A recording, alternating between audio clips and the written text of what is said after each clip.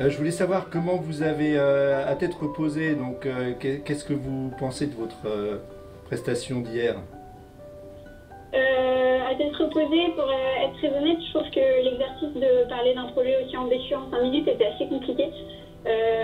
Surtout qu'on avait pris le parti de parler tous les trois parce qu'on connaît tous les trois des rôles, enfin on menait tous les trois des rôles assez différents. L'information que je vais vous donner, je vais vous demander de ne pas la diffuser. Vous êtes lauréat de l'appel à projet Chapelle International.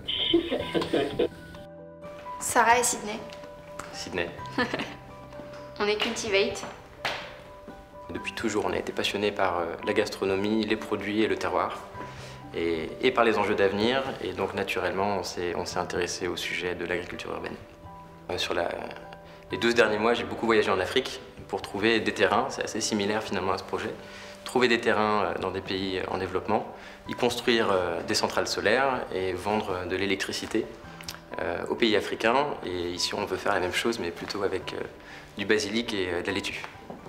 Moi, j'étais consultante en industrie dans une boîte de conseil, avec un parcours particulièrement atypique parce que j'ai fait de l'histoire de l'art et du droit avant de rentrer dans le monde du business, que j'ai quitté récemment pour monter le projet Cultivate et produire des légumes en milieu urbain.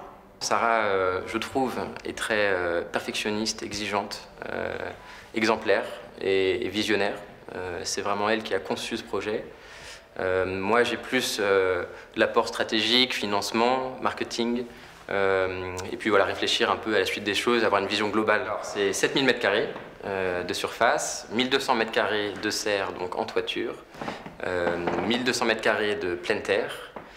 Au total, à peu près 50 000 kg de production agricole annuelle. Sous la serre, on cultivera des aromates et des salades, dont la production sera destinée à Franprix et aux chefs étoilés avec lesquels on est en discussion. Il y aura aussi des légumes racines sur l'espace de pleine terre qui seront cultivés pour répondre aux besoins de la cantine qu'il y aura sur l'allée des jardins. L'idée, c'est de vendre l'essentiel de la production au travers du réseau de distribution de Franprix, et notamment dans les magasins de proximité directement du site dans le 18e arrondissement. Les habitants pourront venir sur l'allée des jardins, qui sera l'espace public, sur lequel il y aura un coffee shop, une cantine végétale.